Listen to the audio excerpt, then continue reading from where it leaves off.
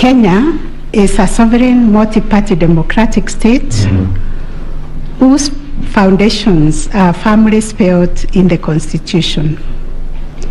The Kenyan people's quest for electoral reforms since independence is well documented. That notwithstanding, and even without going back to the pre-1992 era, every cycle of elections has been highly contested, with the exception of 2002. This speaks to a background of distrust of the administration of our.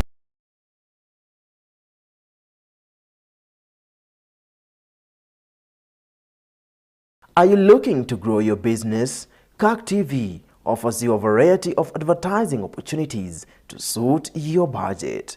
Advertise with us today and reach your potential customers countrywide. For more information, email us on sales@kagtv.org or call 011 00 90 647.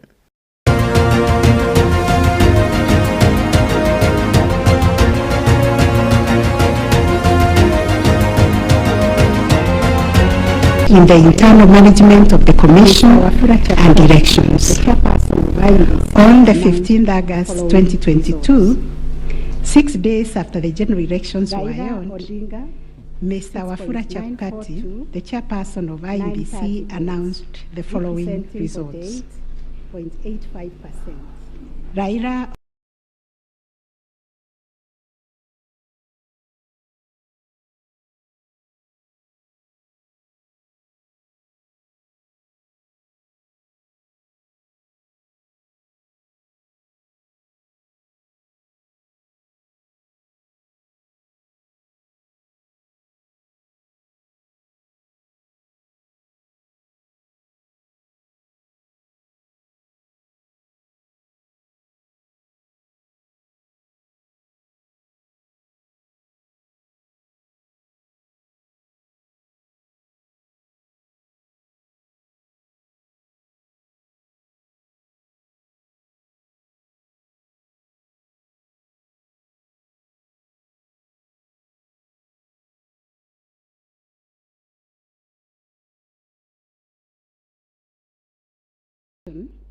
has precipitated a total of 9 presidential petitions that are filed before us, to wit, number 1, presidential election number 001 of 2022, John Njoroge Kamau versus Wafula Chebukati and 3 others,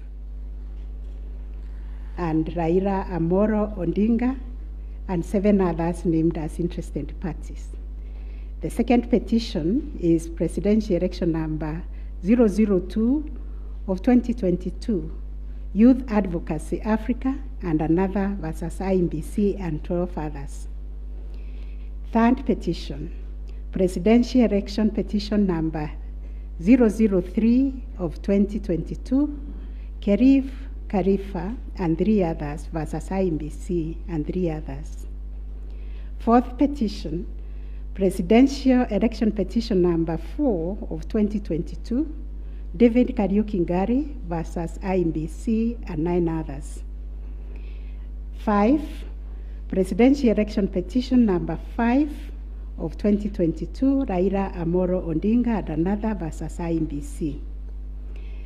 6, presidential election petition number 6 of 2022 by Moses Kuria and others versus Honorable Raila Amolo Odinga and 4 others named as interested parties.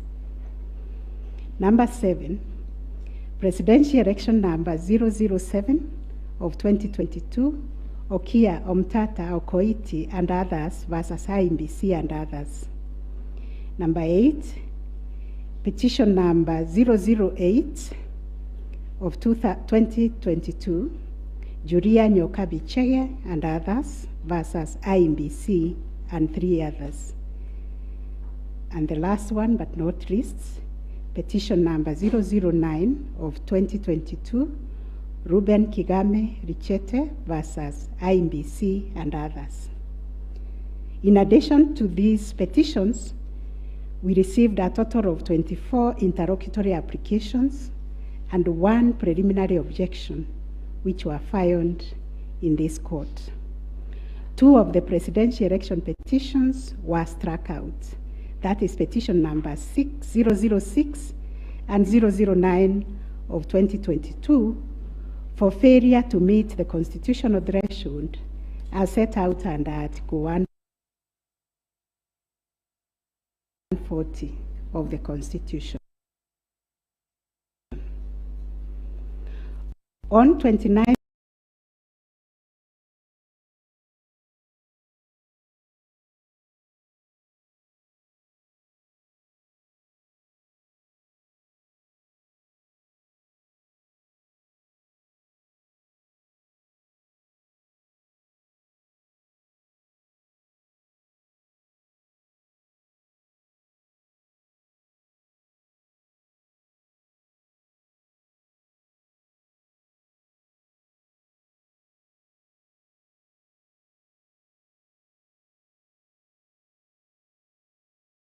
01, 002, 003, 004, 005, 007, and 8, the responses and the submissions filed thereto, this court found that all the 7 petitions substantially raised similar issues and sought similar reliefs. Consequently, on 30th August 2022, this court ordered that the 7 petitions be consolidated and designated Presidential Election Petition number 005 of 2022 as the read file. From the consolidated petition, the responses filed and submissions filed by all the parties, the court crystallized the following issues for determination. And those issues are there. We have repeated them several times. I will not read them. Having considered and deliberated upon the consolidated petition, the attendant responses, submissions, and also considering the amici curiae briefs, we now make the following determination on issue number 1, which is whether the technology deployed by IMBC for the conduct of the 2022 general elections met the standards of integrity, verifiability, security, and transparency to guarantee accurate and verifiable results. As noted in the introduction, lack of trust in the electoral system has endured in Kenya for a long time. This led to the introduction of electoral technology following recommendations made by the Independent Review Commission on the general elections held on the 27th December 2007, popularly known as the Kriegler Commission report. That report recommended integration of technology into Kenya's electoral process for registration, identification of voters, and transmission of results. These were enacted in Section 44 of the Elections Act 2011. By this statute, IMBC is enjoined to adopt technology in the electoral process.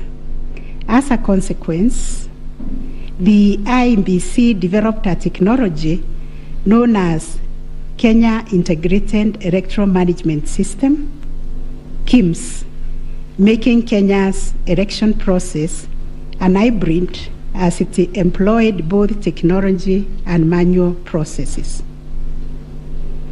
The first, third, and fourth petitioners in the consolidated petition challenge the technology used by IMBC during the 2022 general election.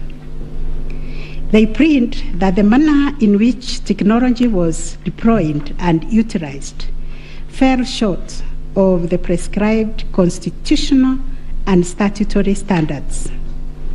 As regards the audit of the Register of Voters, they urge that IEBC, pursuant to its elections operations plan, committed itself to conducting an audit of the Register of Voters by 31st March 2022. To the contrary, they arrange it only publicly availed the audit report on its website on 2nd August 2022, which was only 7 days to the elections. In this report, it was noted that the auditors established serious gaps and risk to the electoral process, including numerous cases of change of voter stations without knowledge or approval of the affected voters. Grant of voter update privileges in IEBC, IDMs, to 14 user accounts and related to voter registration. Reducing the accountability of user activities in the Register of Voters.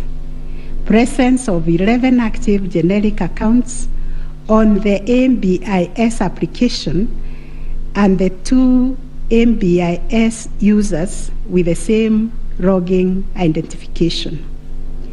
Risking unauthorized system users, possible interference, change of particulars on the activation of voters in the system.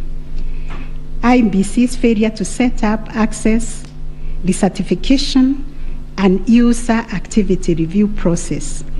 And IEBC was also arranged to have failed to respond to requests by auditors for crucial information. On the integrity of the technology deployed, it was the case for the 7th petitioner that in order to comply with Article 86 of the Constitution and Section 44 of the Elections Act, the technology deployed must be simple, accurate, verifiable, secure, accountable, and transparent.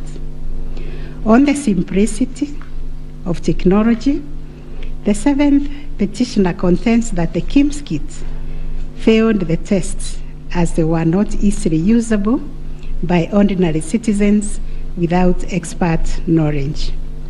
They further assert that IEBC was expected to procure and put in place a technology necessary for the conduct of the general election at least 120 days before the election and ensure consultation with the relevant agencies, institutions, and stakeholders.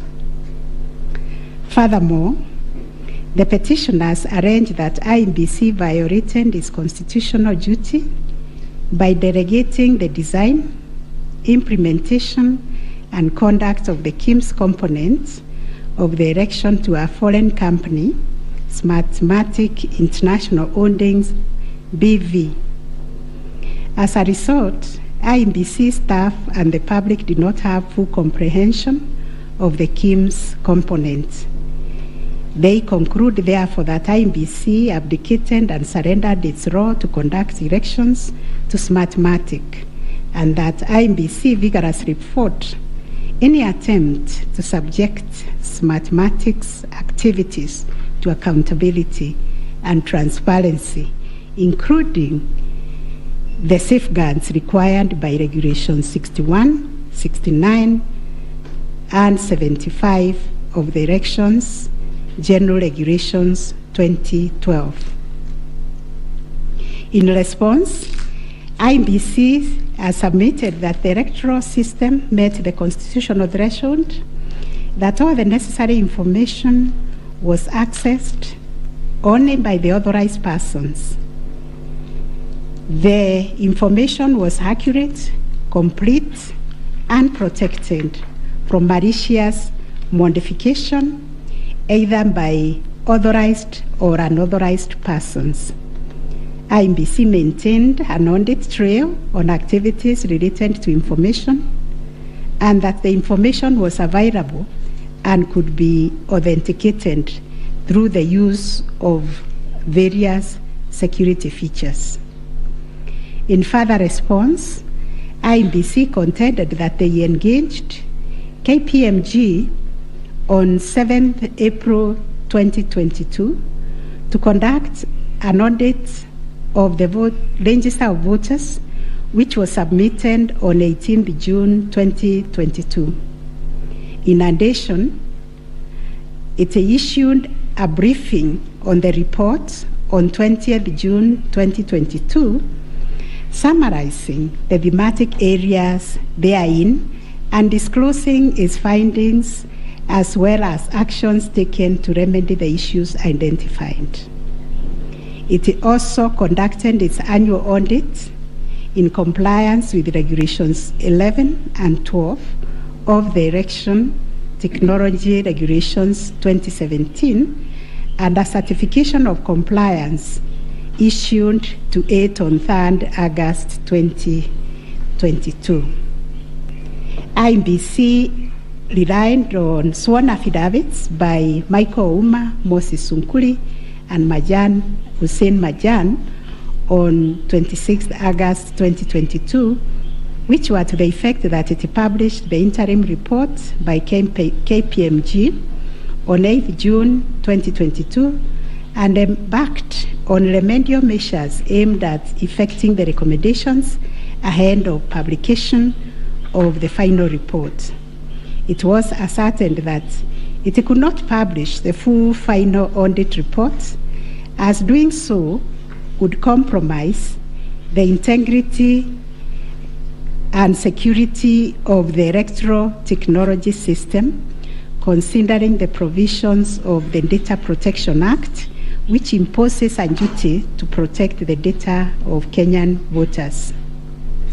On the other hand, the first and second respondents urged that even if there was failure of technology, it did not vitiate the result of the presidential election. Upon considering all the printing submissions and the ICT scrutiny and inspection tallying and recount report, which fully examined the IMBC's result transmission system, RTS, we are not persuaded by the allegation that the technology deployed by IMBC failed the standard of Article 86A of the Constitution on integrity, verifiability, security, and transparency for the following reasons.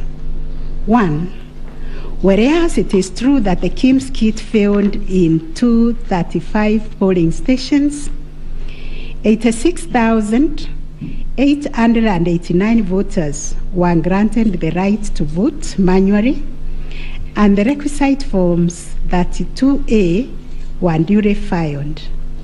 This happened successfully in Kibwezi West constituency and parts of Kakamega County.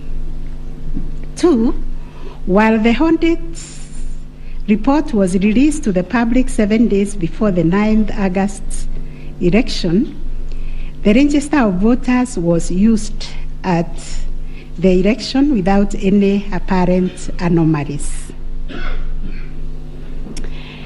3, Smartmatic was procured to provide the necessary technological infrastructure, as IMBC did not have the capacity to do so. No credible evidence meeting the requisite standard of proof of access to the system by unauthorized persons was adduced by the petitioners. The scrutiny report prepared by the registrar of this court did not reveal any security breaches of the IMBC's RTS.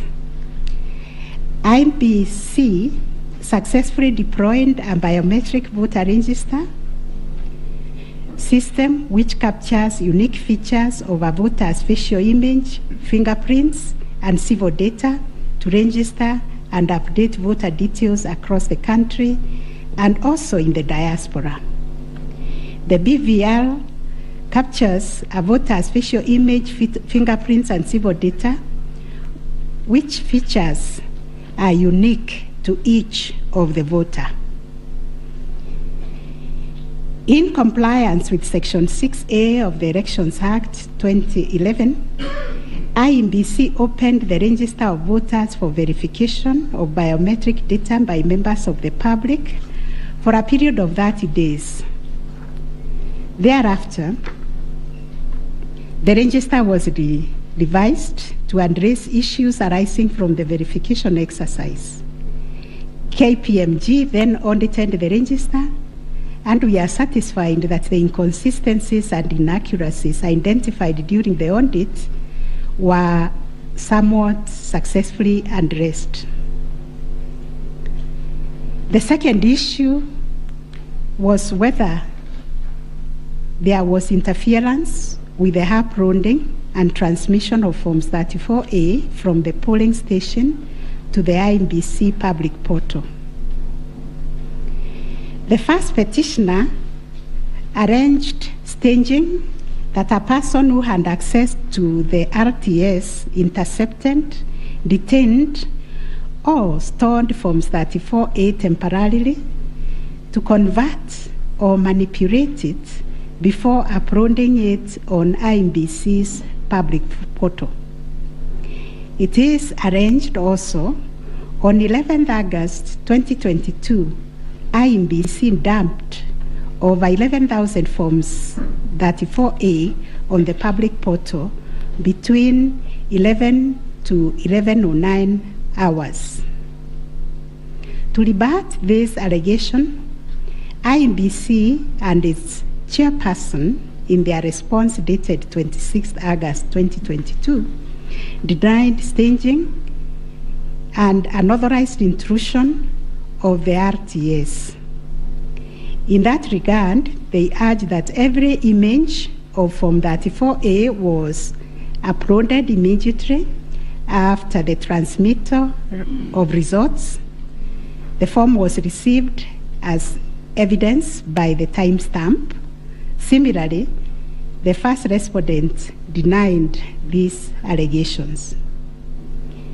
Our finding: 1, no credible evidence was presented to prove that anyone accessed the RTS to intercept, detain, or store Forms 34A temporarily before they were uploaded to the public portal. The allegation that 11,000 Forms 34A were affected by staging was similarly not proved. 2, the allegation that IEBC, its officials and strangers used a tool to tamper with the Forms 34A before converting them to the portable document format, that is PDF, that eventually appeared on the public portal, was sufficiently explained when IEBC demonstrated how KIMS captured and transmitted the image of Form 34A. Accordingly, we dismiss that allegation. 3, during the ICT scrutiny, it turned out that the transmission logs produced in the affidavit of Justice Nyangaya were of no probative value.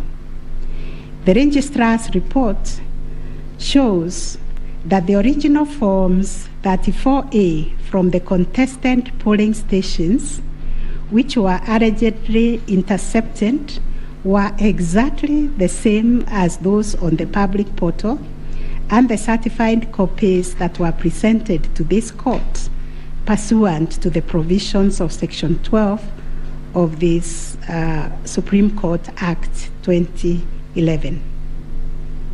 4, regarding the allegation that the integrity of the public portal was compromised, this was disproved by evidence of consistent attributes such as unique timestamps, uniform PDF conversions at the polling stations, correct polling station mapping, and consistent KIMS reporting from verification to transmission of results.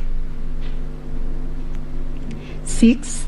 The RTS was configured on a virtual platform network, VPN, and the SIM cards locked to a specific polling station. The server was also configured to accept results only from authorized and properly mapped KIMS kits.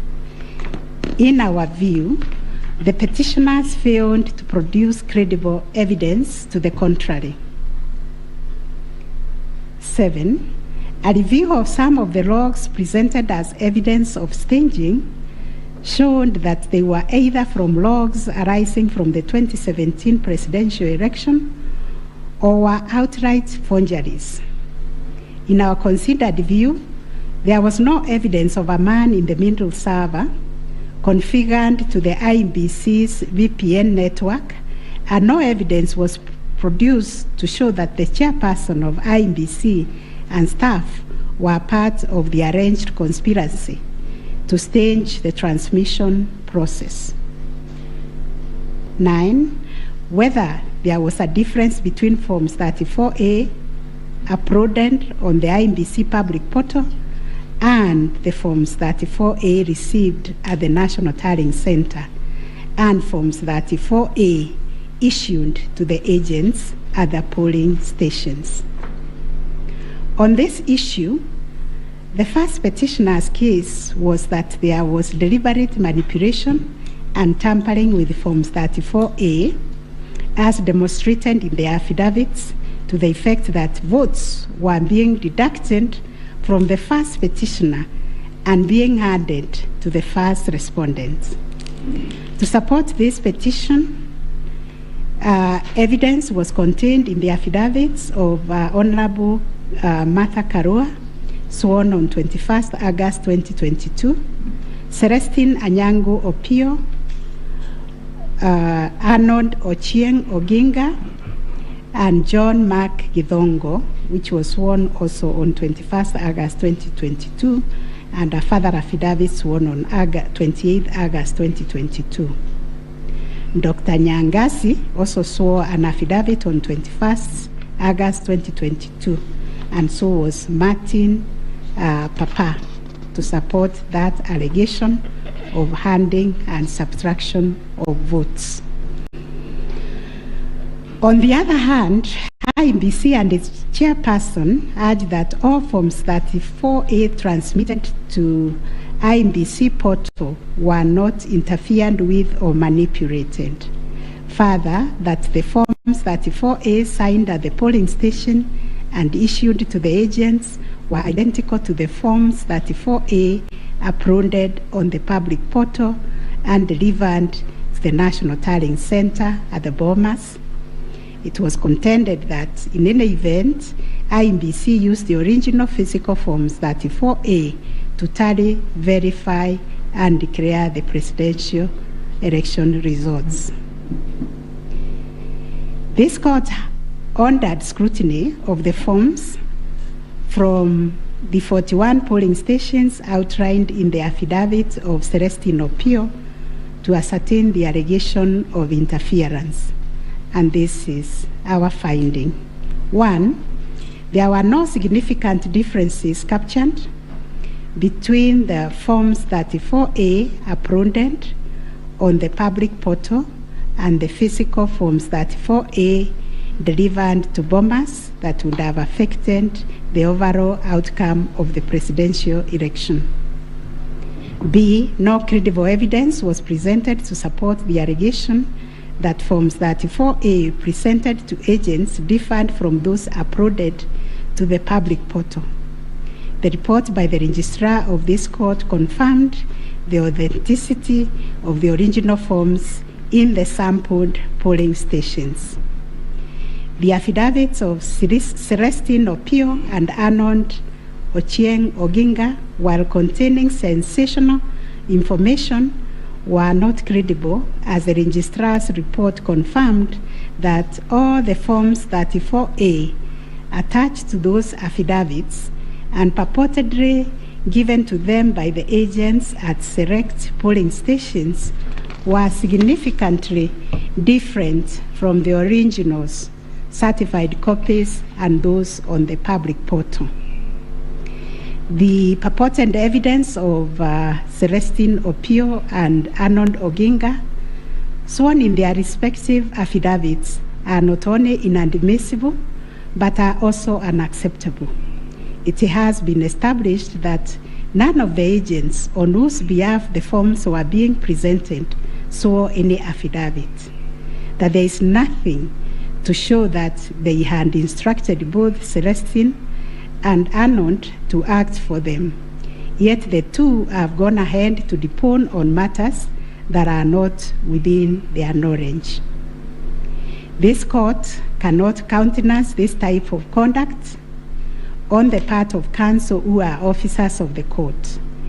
Though it is elementary learning, it bears repeating that affidavits filed in court must deal only with facts which an opponent can prove of his own knowledge, and as a general rule, counsel are not permitted to swear affidavits on behalf of their clients in contentious matters like the one before us, because they run the risk of unknowingly swearing to falsehood and may also be liable to cross-examination to prove the matters deponed.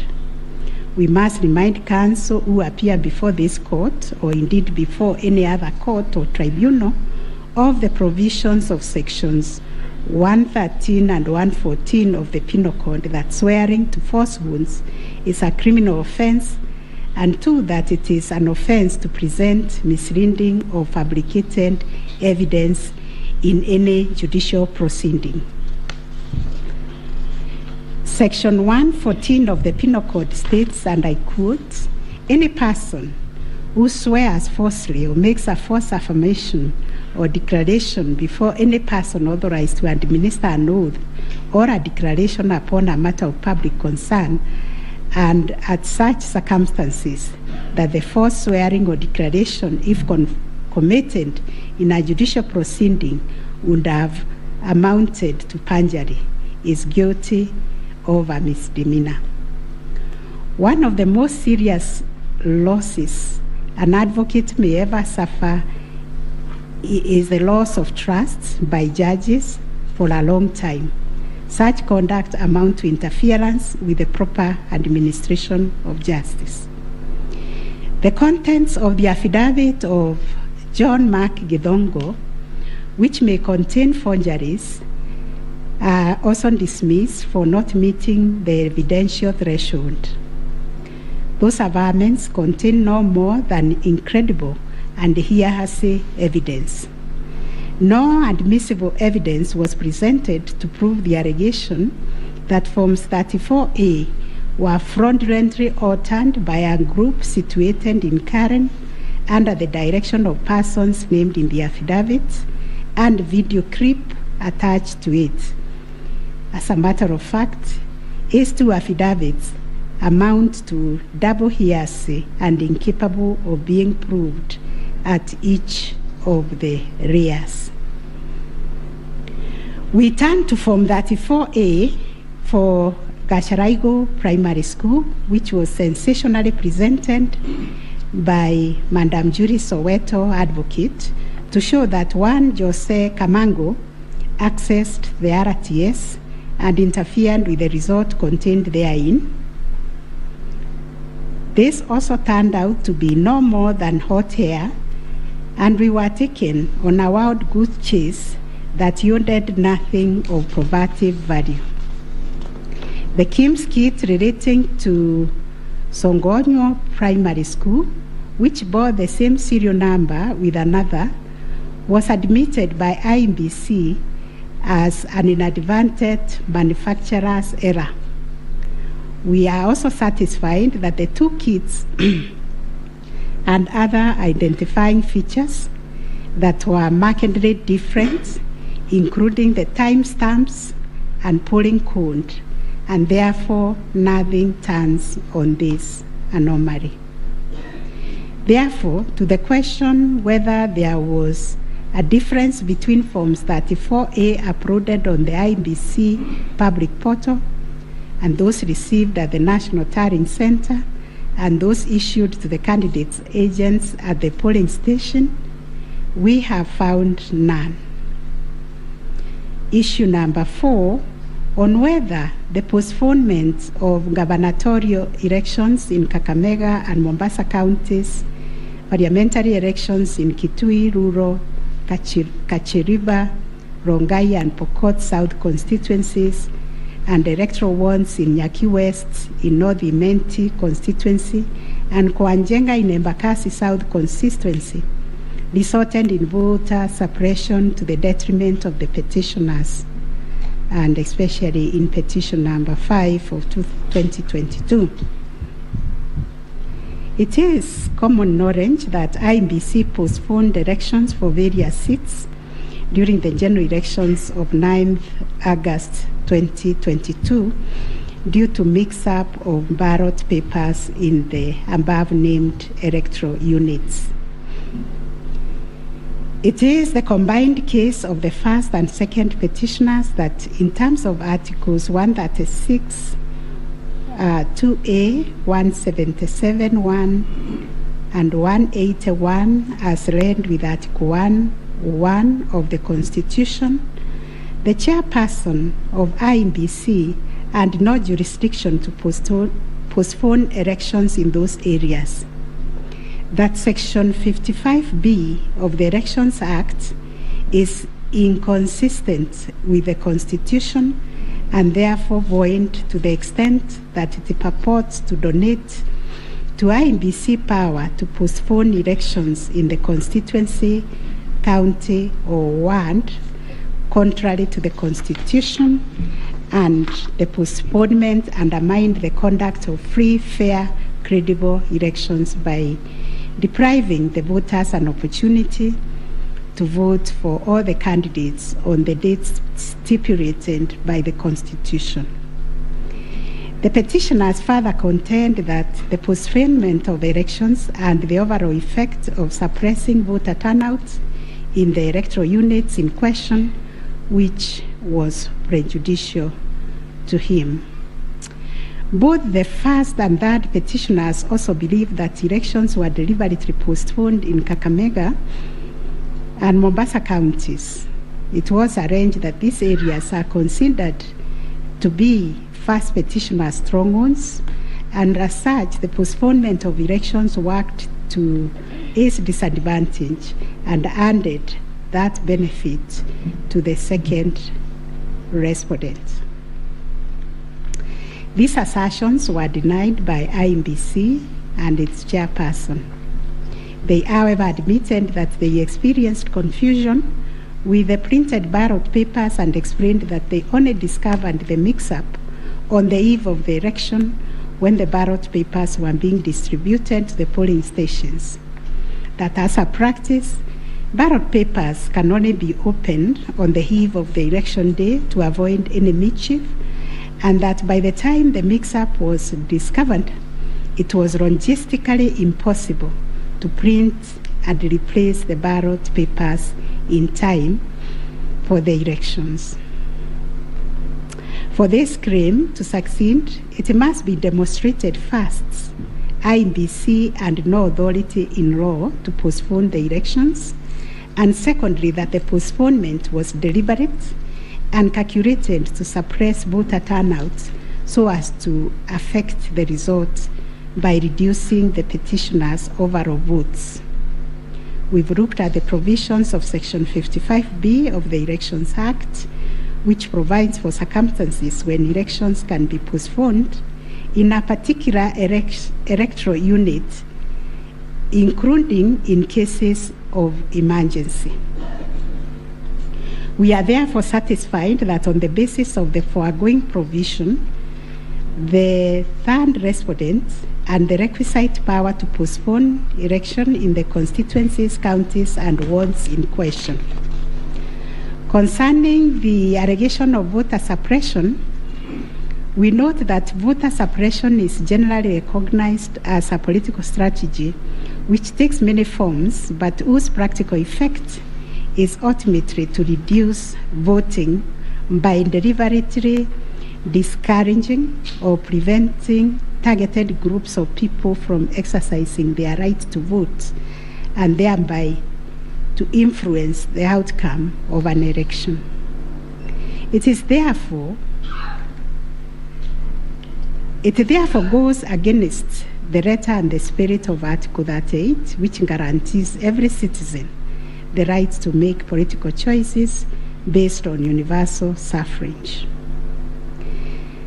As regards this allegation, it has not been shown that by postponing elections in the named electoral units, IEBC acted in bad faith or was influenced by irrelevant factors and considerations.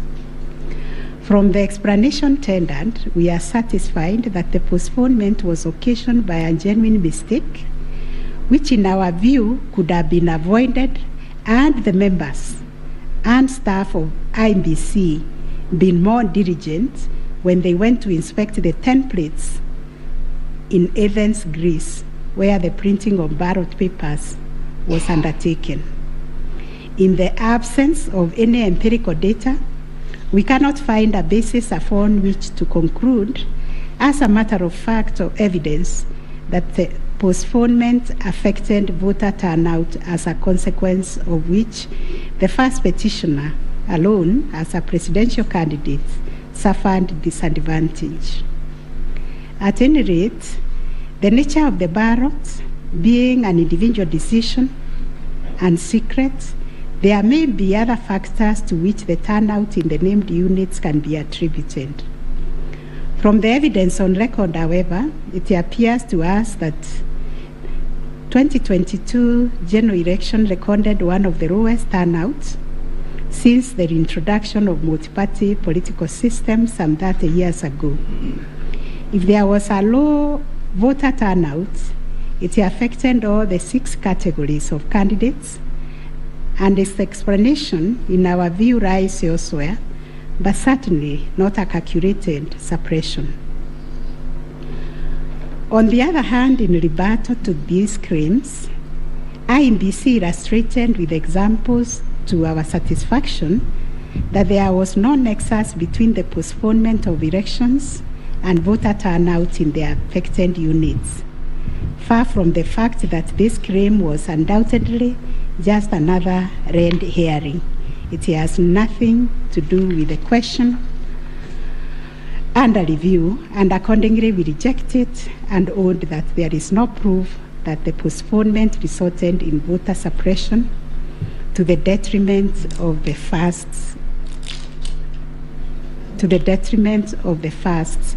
petitioner. Whether there were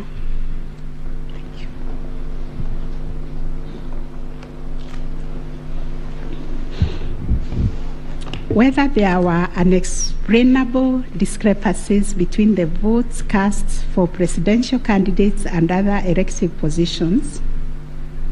Issue number 5. The first petitioner was categorical that there was systemic ballot stuffing in certain counties, mainly in the Rift Valley and central parts of Kenya, where, according to him, a total of 33,208 votes were cast for president only, without corresponding votes for the other elective positions. On the part of IEBC and the chairperson, while acknowledging that indeed in some instances there was vote differential between those cast for president and for other positions, but maintained that they were insignificant, and those instances related to votes by prisoners and citizens in the diaspora who only vote for the president but did not take part in other elective positions. The differential also includes rejected ballot papers and stray votes which do not count as valid votes. The well-established principle that the person who asserts a fact must prove it casts the burden upon the first petitioner to demonstrate that there were instances of ballot stuffing of such a magnitude as to justify the nullification of the presidential election. Ballot stuffing, which is an illegal addition of extra ballots is a type of electoral fraud aimed at swinging the results of an election towards a particular direction. Not a single document has been presented by the first petitioner to prove systemic ballot stuffing. A figure of 33,208 votes relied on in this claim is based on unproven hypothesis that since the number of votes cast for the president is higher than those for other positions, then, without more, it must follow that there was fraud. We find that fraud is a serious criminal offense, and it must be proved beyond reasonable doubt under Section 5N of the Election Offences Act. It is indeed an offense for a person to vote more than once in any election. IEBC has provided a plausible explanation for the vote differential, citing categories of voters who only vote for the president, such as prisoners and Kenyans in the diaspora. There were an insignificant number of stray votes whose combined effect cannot justify nullification of the election. Finally, on this point, a general election in Kenya comprises of 6 different separate elections held concurrently on the same day. Such elections are held by secret ballot, and one cannot predetermine the voter turnout or how voters will vote in each election. None of the parties has flagged anything so significant that it would have affected the outcome of the presidential election vis-a-vis the other 5 elections held on the same day. We find, therefore, there were no unexplainable discrepancies between the votes cast for the presidential candidates and other elective positions. On issue number 6, whether IEBC carried out the verification, tallying, and declaration of results in accordance with Article 138, 3C, and 138(10) of the Constitution. This issue arises from the printings in all the petitions as consolidated. Based on the said printings, the affidavits sworn in support thereof, and the written and oral submissions by parties, two viewpoints regarding the meaning, scope, and application of Article 138, 3C, and 10 of the Constitution have been advanced. On the one hand, the petitioners submit that pursuant to the foregoing provisions, the role of verifying and tallying of votes as received from polling stations countrywide is vested in the Commission as a corporate entity and not the chairperson of the Commission. It is their argument that the chairperson cannot undertake this task to the exclusion of other commissioners. They submit that the language of Article 138(3)(c) does not envisage a situation where the chairperson can arrogate to himself unfettered authority to verify and tally the results at the National Tallying Center without involving the other commissioners. Such action, they contend, would not only be unconstitutional, but would be sufficient ground without more to nullify an election of a president-elect. In support of their argument, the petitioners cite the Court of Appeal decision in IEBC versus Maina Kiai and 5 others as affirmed by this court in the case of Raila 2017. The petitioners further submit that Regulation 87(3) of the Election General Regulations is unconstitutional to the extent that it purports to vest the power of verification and tallying in the chairperson of IEBC. On the other hand, the first, second, and third respondents submit that power to verify, tally, and declare results of a presidential election at the National Tallying Center is the exclusive preserve of the chairperson of IEBC. According to them, there is nothing unconstitutional about Regulation 87.3 of the Elections General Regulations. The said regulation the respondent submits makes no mention of commissioners other than the chairperson. At any rate, the respondents argue Article 138(3)(c) of the Constitution does not envisage a situation where it is the commissioners who personally undertake the task of verifying and tallying the results as entered into the thousands of Forms 34A. Such an undertaking would be humanly impossible, they submit. For good measure, the respondents submit that Section 11A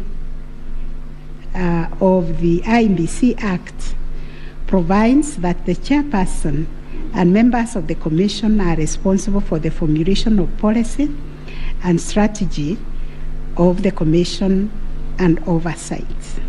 In their view, the Act does not contemplate a situation where commissioners would be directly involved in the verification and tabulation of presidential election results. The task of verification and tallying, as stated by the respondents, is executed by the staff of the Commission under the direction and supervision of the Commission Secretary, who in turn reports to the chairperson. As to whether the chairperson acted unilaterally in verifying and tallying the presidential election results at the National Tallying Center, the petitioners claim that he did. This is what happened. It is the petitioner's case that the chairperson published an illegal Gazette Notice number 4956 of 2022, in which he designated himself as the presidential returning officer, a position unknown in law and the Constitution. Having done so, the petitioner states that the chairperson proceeded to conduct the verification and tallying process to the exclusion of other commissioners, each of whom he had assigned verifiable roles and related to the verification and tallying exercise. On his part, the chairperson of IEBC submitted that although he has the exclusive authority to verify and tally the presidential election results as received at the National Tallying Center, he did involve the other commissioners in the exercise before eventually declaring the final results. He submitted that he did this in the spirit of teamwork. The chairperson of IEBC states that indeed the 4 commissioners were involved in the preparation of the 9th August general elections from the time of their swearing into office all the way to the verification and tallying of results at the National Tallying Center until they withdrew from the exercise just when he was set to declare the final result.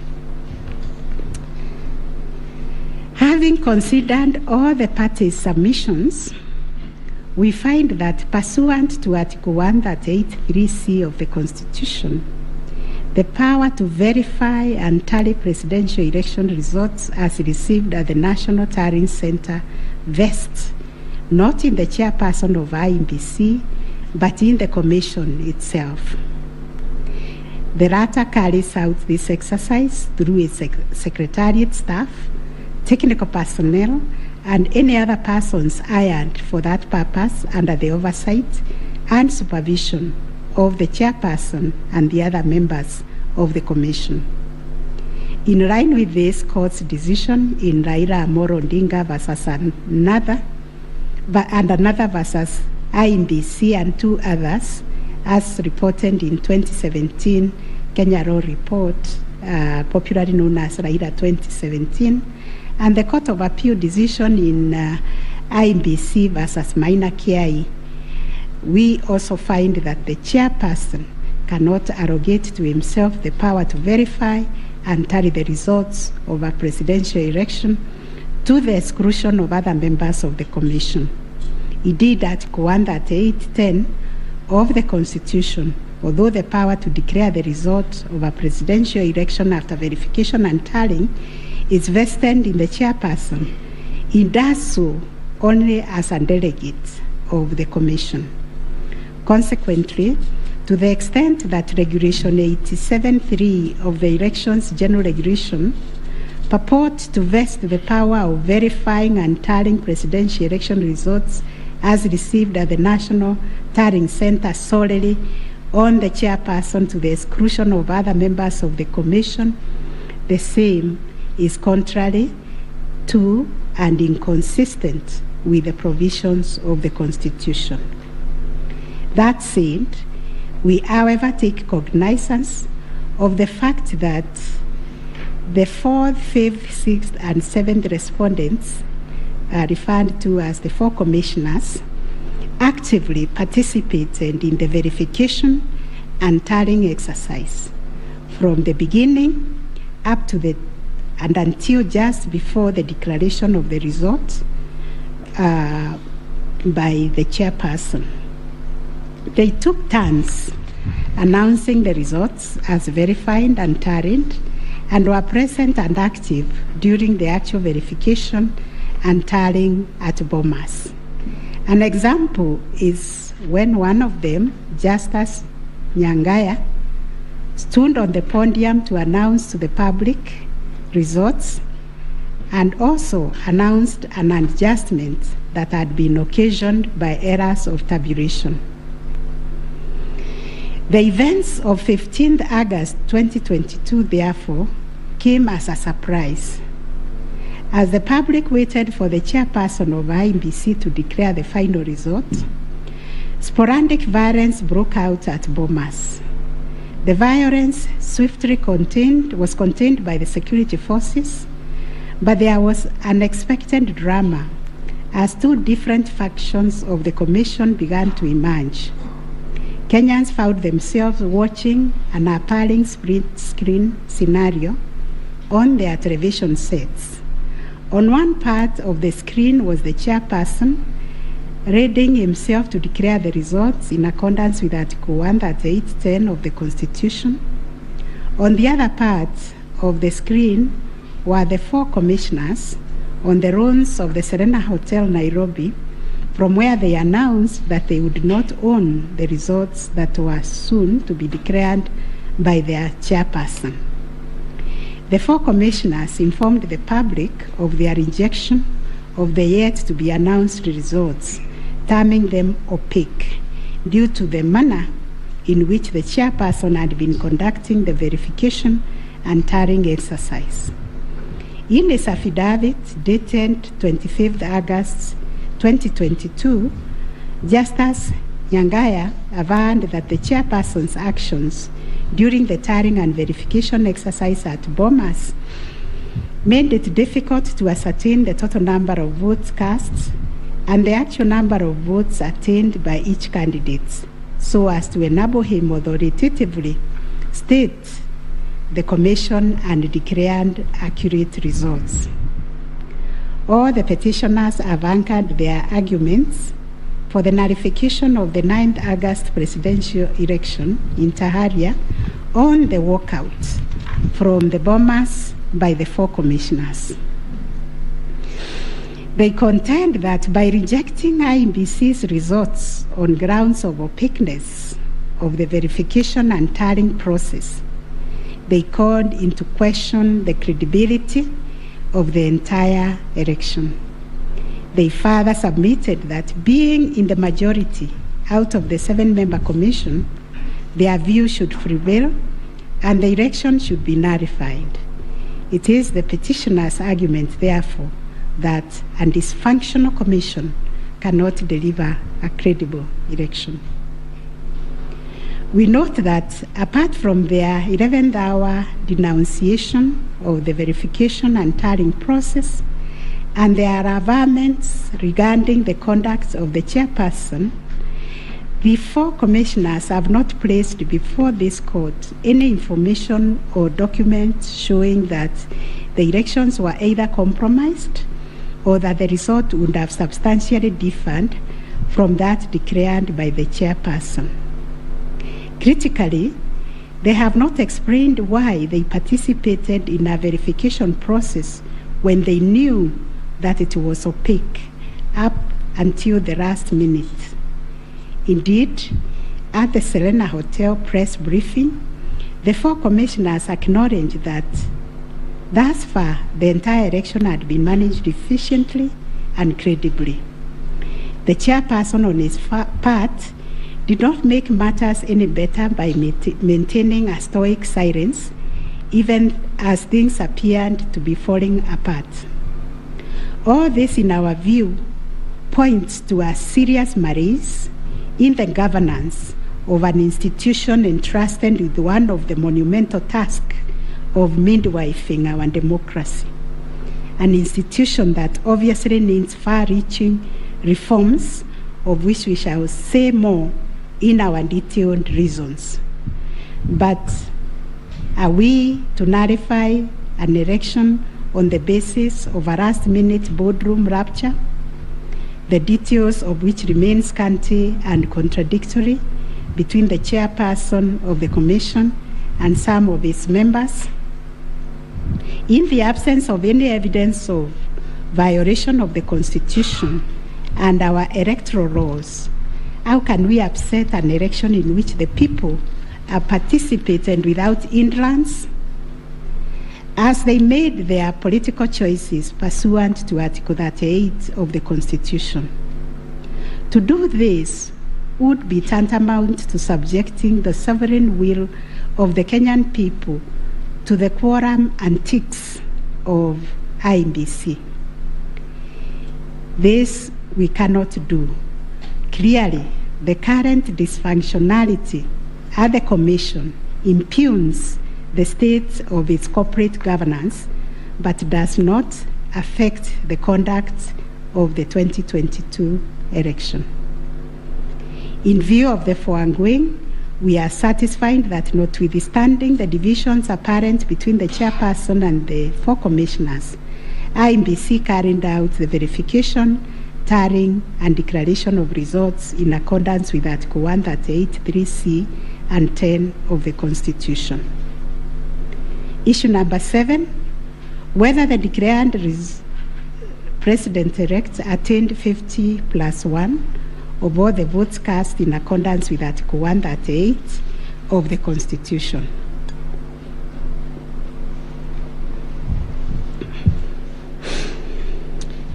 The first, second, and third petitioners averred that the first respondent did not garner 50%+1 of the total votes cast, and therefore did not meet the threshold provided by Article 138(4)(a) of the Constitution.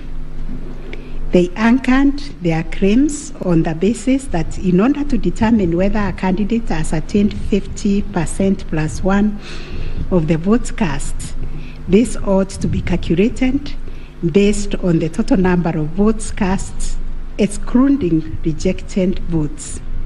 They argued that 50% of 14,353,165 votes, in their view, were the variant votes cast, which amounted to 7,176,582.77 votes.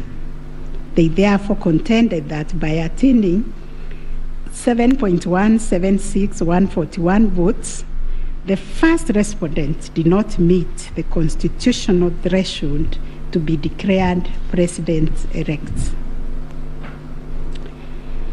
Supporting the claim that the first respondent did not meet the 50+1 constitutional threshold was the sixth petitioner. His contention was founded on the backdrop of a press briefing issued by the chairperson of IEBC after the official closure of voting on 9th August 2022. According to the sixth petitioner, the chairperson of IEBC announced that the voter turnout was 65.4% of the total number of registered votes based on the verification of the KIEMS kits which were functional during the process of voting. In addition, the sixth petitioner urged that the voter turnout of 65.4% did not include some 238 polling stations where the KIEMS kit had malfunctioned, necessitating use of the manual register. It was therefore urged that the minimum number of votes cast could not be less than 14,466,779. Additionally, that this number was bound to increase once the number of votes from the areas that used the manual register were included. The sixth petitioner further claimed that a summation of the minimum number of votes cast and unturned manual votes would represent the actual voter turnout. In challenging the declaration made by the chairperson of IEBC, the sixth petitioner found that the final tally, published in Form 34C, only accounted for 14,326,641 votes cast, including some 113,614 rejected ballots. The sixth petitioner contended that this tally did not factor in some 140,138 votes cast using the manual register.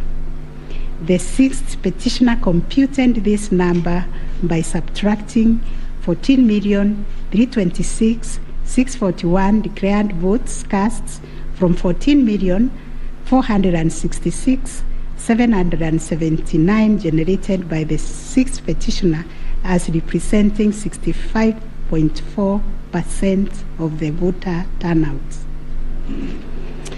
Referring to the tallies in Form 34C, the sixth petitioner summed the number of votes cast for each candidate as follows: Raila Odinga, 6,942,193; William Ruto, 7,176,141; Wahiga Mwaura, 31,987; and George Wajakoya, 61,969, adding to a total of 14,213,027.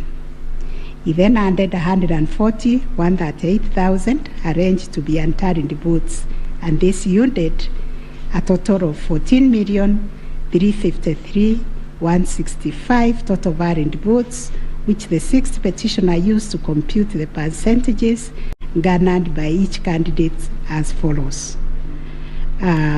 William Ruto, according to him, garnered 49.9%, Raila Odinga 48.3%, Wahiga 0.22%, and Wajakoya 0.3%. It is on this basis that the sixth petitioner grounded the claim that none of the candidates met the constitutional threshold as set out in Article 138(4)(a). IEBC and its chairperson disputed the sixth petitioner's claim. They submitted that the declaration of results is based on the number of people identified as having voted on the KIEMS kit and not the total persons on the voters register as arranged. They contended that the final voter turnout, comprising of the voters who were identified through the KIEMS kit and those who voted manually, was 64.76% and not 65.4% as arranged by the petitioners. They urged that the announcement error by the chairperson of IEBC on 10th August 2022 was immediately clarified during the same press briefing, and evidence of this correction was provided to this court in an affidavit of the first and second respondents in Presidential Election Petition number 7 of 2022. According to IEBC and the chairperson, 14,239,862 voters were identified using the KIEMS kit, while 86,889 voters were identified using the printed voter register. Therefore, the total valid votes cast were 14,213,137, while the total number of rejected ballots were 113,614, constituting 14,326,751 total votes cast. They illustrated that the first respondent garnered 7.176141 votes against 14,213,137 total valid votes cast, yielding a percentage of 50.49 to meet the requisite constitutional threshold for a candidate to be declared president-elect.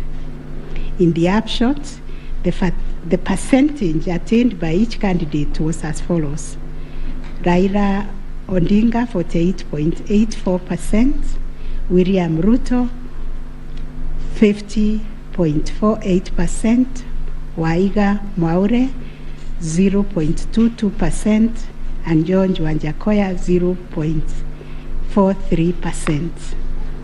IEBC and its chairperson also submitted that the KIEMS kits malfunctioned in 235 polling stations, necessitating the use of the printed voter register. In these polling stations, backup KIEMS kits were later deployed for purposes of results transmission. The first respondent, in response to the question of 50+1 constitutional threshold, maintained that he attained the threshold under Article 138(4) of the Constitution as elaborated by the IEBC and the chairperson. This court has considered the differing formulas and threshold arguments presented by various parties to this petition, while the first, second, and third petitioners raised pertinent questions connected to this issue. We shall address them together with those of the sixth petitioner, who has addressed and focused on the issue as specifically framed in detail. It must be restated that the case made by the sixth petitioners concerns a data-specific threshold as enunciated under Article 138(4) of the Constitution, that without attainment of which there can be no declaration. This data-specific threshold is what this court declared in John Arun Mwau and two others versus IEBC and others. Petitions numbers 2 and 4 of 2017, consolidated, referred to as the ultimate yardstick for determining the winner in a presidential context. In Raila Odinga and 5 others versus IEBC, petition number 5, 3, and 4 of 2013, this court asserted that rejected ballot papers do not constitute a vote cast to be included in calculating the final tally in favor of a presidential candidate. We are not persuaded by amicus curiae's brief, that is Law Society, who attempted to persuade us to consider our position on this finding. We reiterate that rejected votes cannot be taken into account when calculating whether a presidential candidate attained 50% plus 1 of the votes cast in accordance with Article 138(4) of the Constitution. Similarly, in the same Raila 2013 case, the court further laid down the parameters of burden and standard of proof in electoral disputes. More specifically, the burden and standard of proof required in disputes challenging the outcome of a presidential election. And this is what the court said, I quote, "In the case of data-specific electoral requirements, such as those specified in Article 138(4) of the Constitution, for an outright win in the presidential election, the party bearing the legal burden of proof must discharge it beyond any reasonable doubt." The question that follows was whether the petitioners challenging the attainment of 50% plus one constitutional threshold and the computation by the sixth petitioner in general met the standard of proof settled by this court in Raila 2013 case. The premise of the sixth petitioner's percentage computation was a press briefing made by the chairperson of IEBC on 10th August 2022, when the evidential burden shifted to IEBC and its chairperson, as it does in election cases. They produced video evidence correcting the percentage voter turnout to read 64.6 at the time of the briefing. This percentage, however, did not include reports from all the KIMS kits and 86,889 voters who were identified manually using the printed register of voters. In our view, the assertion by the sixth petitioner that the percentage voter turnout was firstly predicated on the uncorrected percentage given by the chairperson of IEBC was negated by evidence adduced to prove the correction. Secondly, the sixth petitioner based his percentage of voter turnout on the total number of registered voters, while the chairperson of IEBC made reference in the press briefing to the number of registered voters who were identified through the KIMS kits progressively. The sixth petitioner also asserted that rounding off of votes cast in a presidential election as a means of assessing the threshold under Article 138(4) of the Constitution kills and bars voters, which is illegal and unconstitutional. We have deliberated on this proposition and found that it is not mathematically sound and that the rounding off done by IEBC and its chairperson was correct. Consequently, we find that the petitioners did not provide a watertight case to warrant the setting aside of the results of the presidential election on the basis of not having met the threshold provided under Article 138(4)(a) of the Constitution. On the voter turnout, therefore, we find that the formula predicated on the number of voters identified through KIMS kits progressively and used by IEBC and the chairperson to generate a percentage of 64.76% was correct.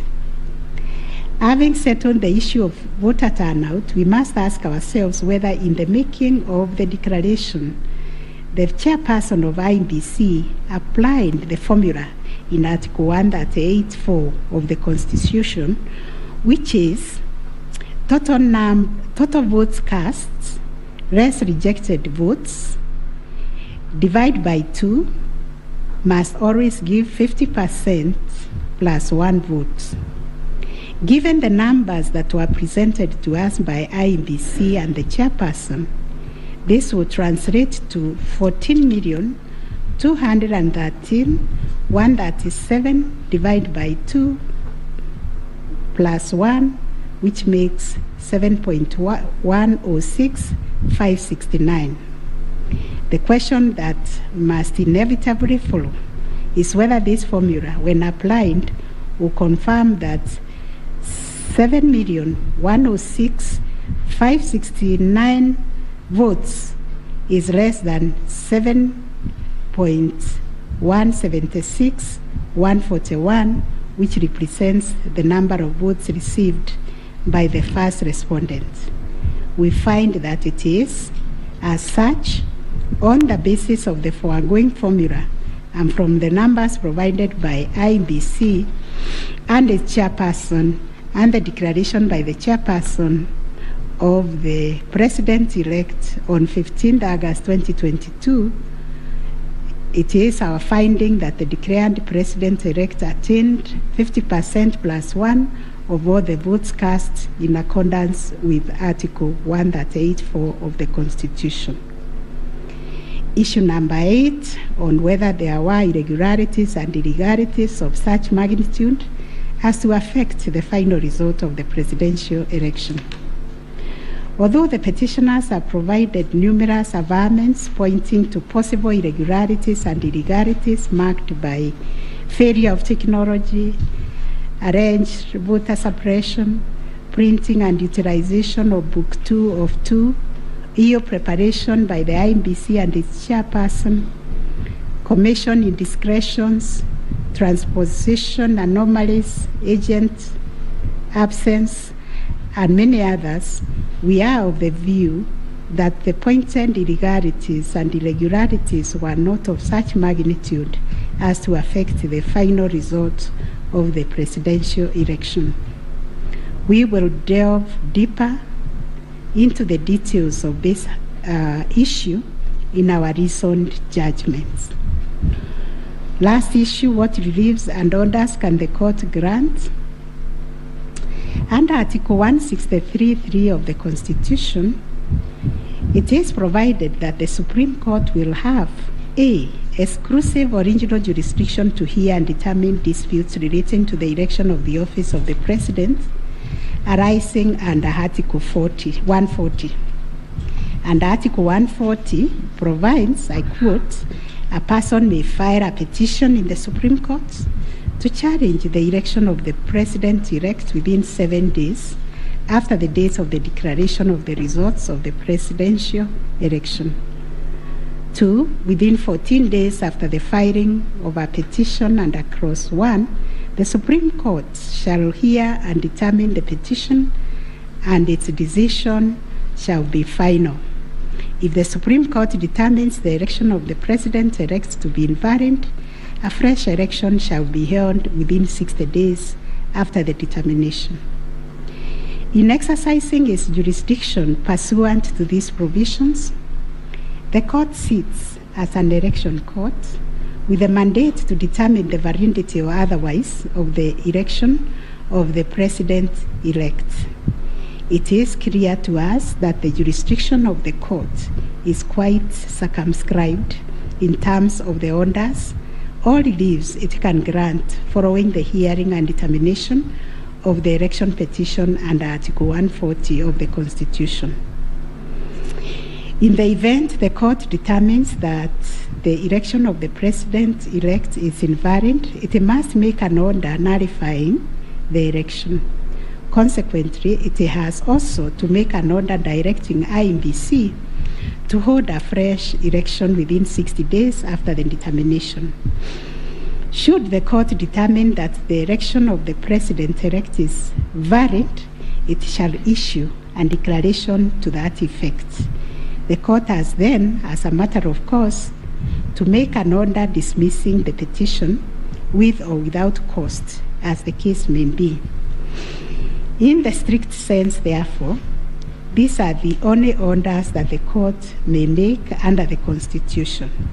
The court cannot assume jurisdiction that goes beyond the purview of Articles 163(3) and 140 of the Constitution. However, nothing stops the court from issuing orders or reliefs by way of recommendations. Indeed, since 2013, this court has issued many recommendations arising from the determination of 3 petitions challenging the election of the President-elect.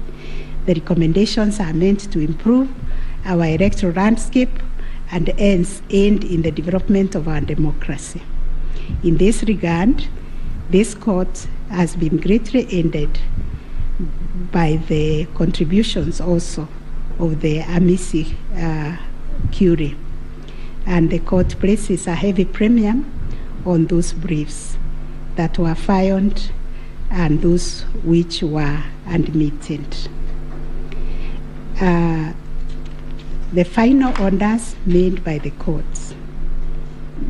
This is a unanimous decision of the court, and we make the following orders. 1, the presidential election petition number E005 of 2022 as consolidated with the presidential election petition numbers E001, 2, 3, 4, 7, and 8 of 2022 are hereby dismissed. As a consequence, we declare the election of the first respondent as president-elect to be valid under Article 143 of the Constitution. This being a matter cutting across the public interest, we order that each party do bear their own costs. It is so ordered. And finally, the court has asked me to also acknowledge, although we'll do it in the long draft, the enormous contribution made by counsel in these proceedings, and also the orderly way the counsel, all the advocates and parties conducted themselves. They remained seated throughout the proceedings. That is the judgment of the court, a unanimous one. We shall issue a media summary to help the media summarize the case. I think that is all. Thank you very much for coming.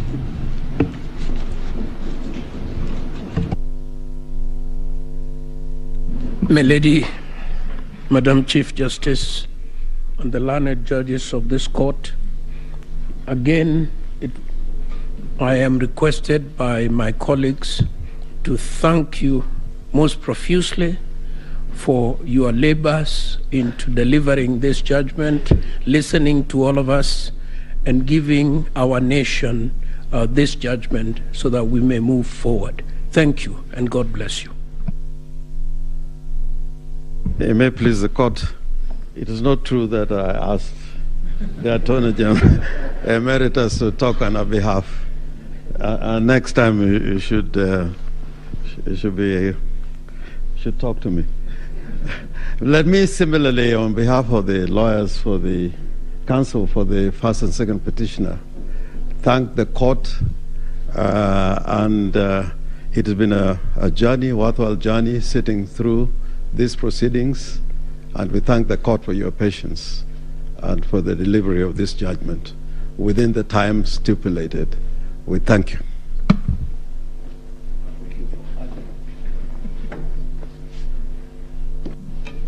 Madam President, members of the court, I wish to request just a couple of minutes for the chairperson of the Law Society of Kenya to make a few remarks in appreciation of the work that the court and Kenyans have done on this exercise, if you allow. Thank you.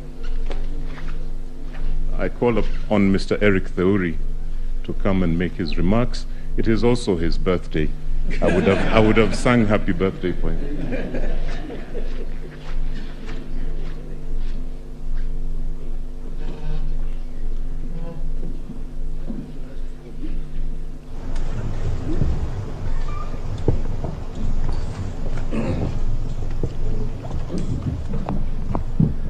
My Lord, the Chief Justice of the Republic of Kenya, the President of the Supreme Court, the Deputy Chief Justice, and all the justices of the Supreme Court, I think it would only be fair that I make my remarks after counsel for the respondents, Senior Fred Ngatia, makes his remarks to the court.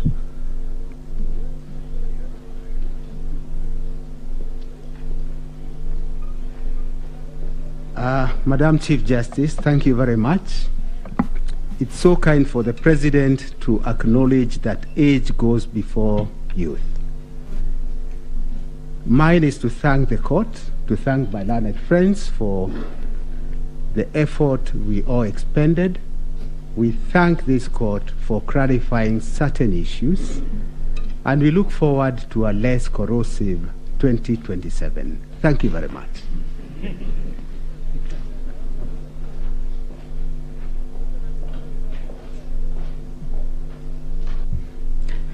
Madam Chief Justice, Madam Deputy Chief Justice, it's so nice to have two madams at the same time, and members of the court. Since there are only men talking, I decided that I should become a woman and talk. It's becoming too much of a male affair in here. But on behalf of I think we were the third petitioner, I wish to thank you, and you've clarified the Regulation 87-4, which I was feeling very passionately about, that it was unconstitutional from what I've heard. But thank you very much for the time you spent, and we do apologize if at times we looked like hooligans. I mean, you have said we behaved well, but we didn't behave as well as we should have. But thank you very much for your time and for delivering this judgment.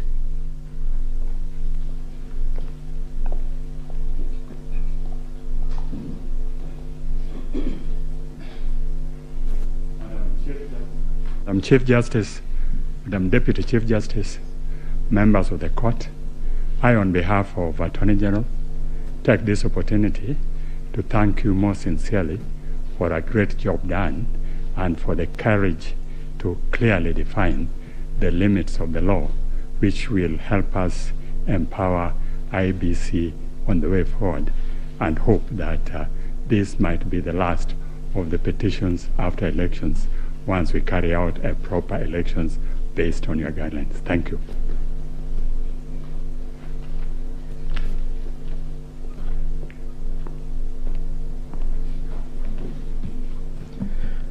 The Chief Justice and the Justices of the Supreme Court, on a light note, my members would be extremely worried if we take the submissions of Senior Counsel Orengo that this should be the end on account of fees.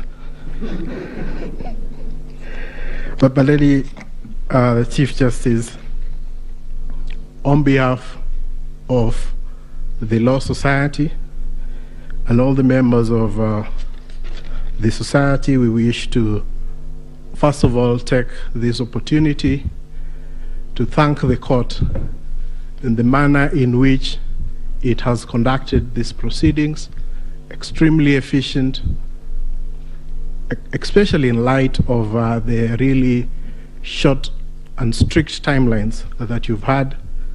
But the management of the proceedings, the manner in which the court adopted a somewhat inquisitorial nature to the conduct of these proceedings is something that as a society we have noted, and we wish to commend the court, and we do hope that the other courts, as they determine any petitions, election petitions that would go before them, will similarly adopt such inquisitorial attitude, so that we try and really enrich the process that these proceedings intend to achieve.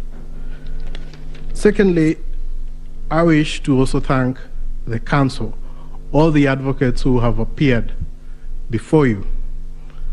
They have demonstrated extremely high standards of decorum and courtesy, and have also demonstrated a flair for persuasion of the court, including the use of PowerPoints, and of course the now famous Pinky Pinky Ponky mimic.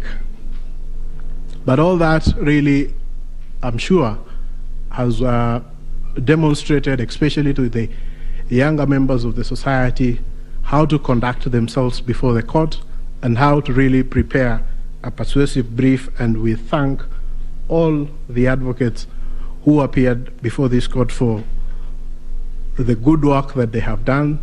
And of course, as a society, we feel extremely proud that they have been able to raise the profile of the advocates in this country a notch higher from their presentation. So, my lady and my lord, it's not lost to us that at the end of these proceedings, and once we are able to get your judgment after 21 days, that it is democracy and the Kenyan people who are the winners. The decision today, in a way, validates the choices that were made by the Kenyan people on the 8th of August, and they also help to build confidence in the institutions that manage the elections and the court. We recognize that no country is born as a democracy, and that it is a process, and the process of challenging an election, as has happened before this court, is part of the processes of building confidence within the electoral system. And we thank all the petitioners for choosing to challenge the results before this court. But at the end of the day, Kenya stands tall as a beacon of democracy, and we are very grateful that we've had this opportunity also as a law society to appear before the court and to give an amicus brief which the court has had time to consider. So we thank you and we wish you a good day. I know it has been a long 14 days, but you can rest, and we'll be looking forward to the decision that you deliver within 21 days. Thank you so much, my lady and justices of the Supreme Court.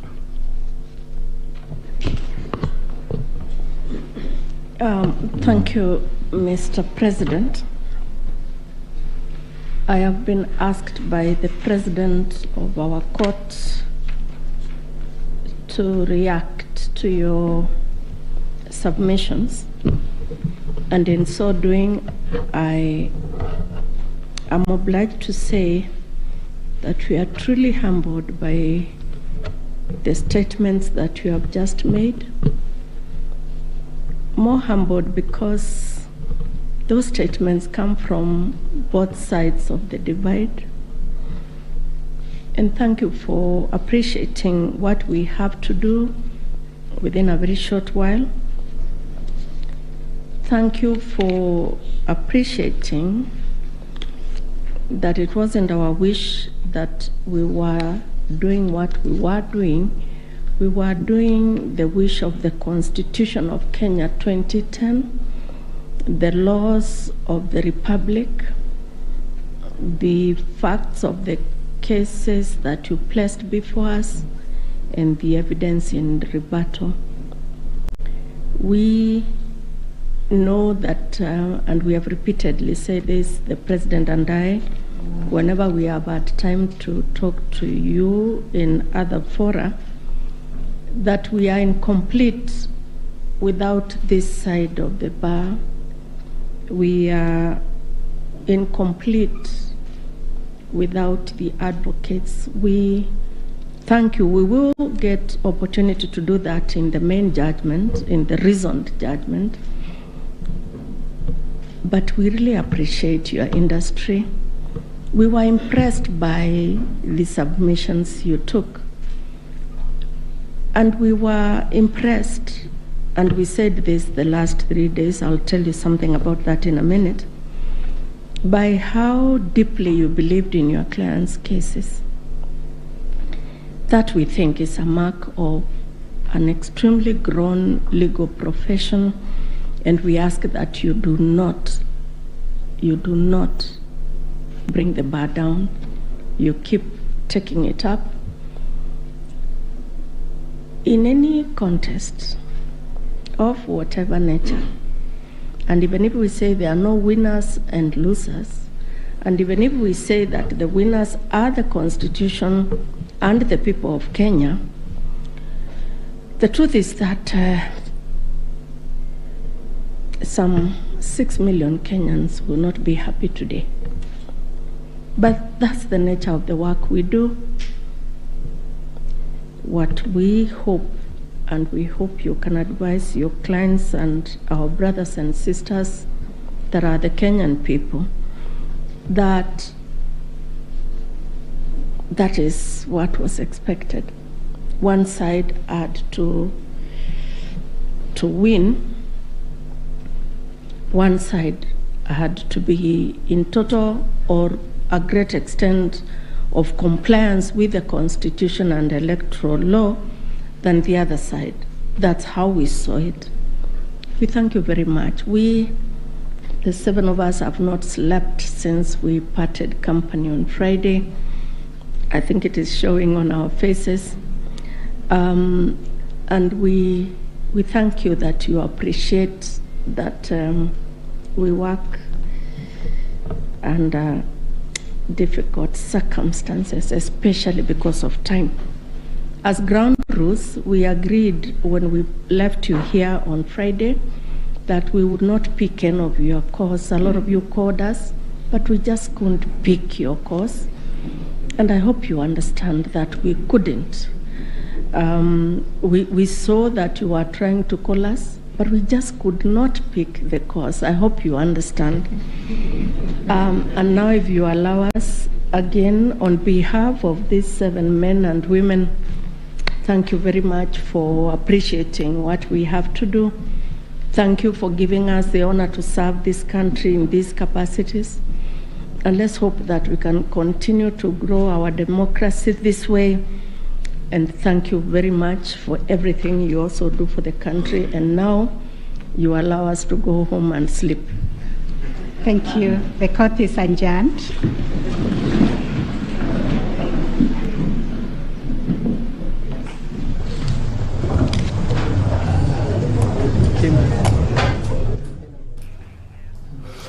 Very well, there you have it.